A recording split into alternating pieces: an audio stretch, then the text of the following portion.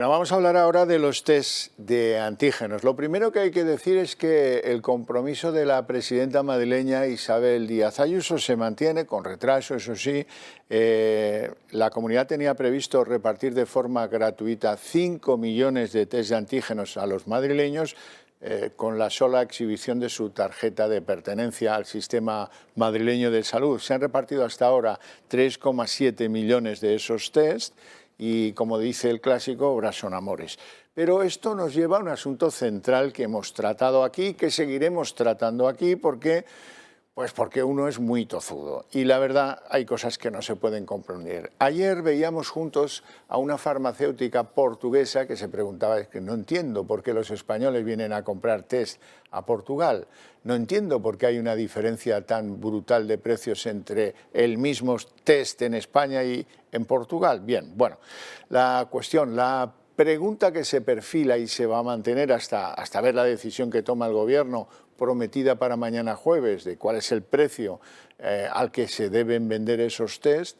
Ya sabemos que van a continuar vetando que esos test puedan ser vendidos en grandes superficies comerciales. Se han brindado muchas veces a hacerlo para con ello rebajar esa diferencia de precios que nos singulariza en Europa, y nadie puede explicar la pregunta tan sencilla: ¿cómo es posible que el mismo test de antígenos valga hasta un 300% más en España que en otros países de la Unión Europea?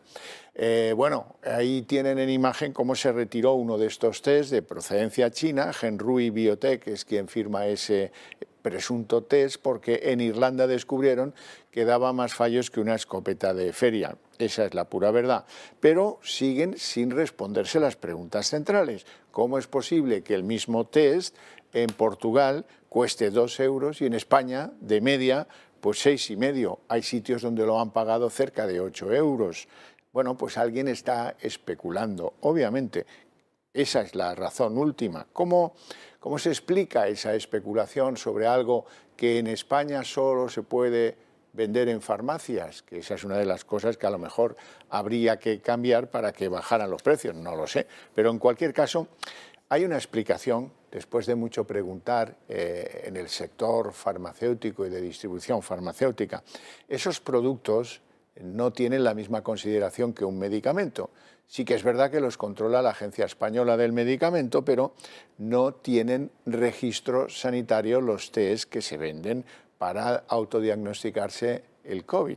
Eso es una pregunta que jamás entenderé, por qué esto, que es central para nuestra salud, no tiene un número de registro sanitario.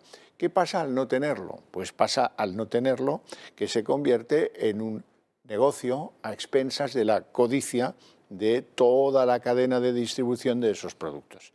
En general, hay quien lo produce en España, pero en general se trata de grandes compras que se hacen a grandes laboratorios, la mayor parte de ellos chinos. A partir de ahí, como digo, es la codicia la que hace pues que los almacenistas, los distribuidores, las redes, en fin, y no digo que alguna farmacia no esté incluida entre ese colectivo que especula con los precios de algo, un bien escaso que ha sido muy necesario estas Navidades. Así es que tenemos un sistema de salud que no tiene nada bien resuelto.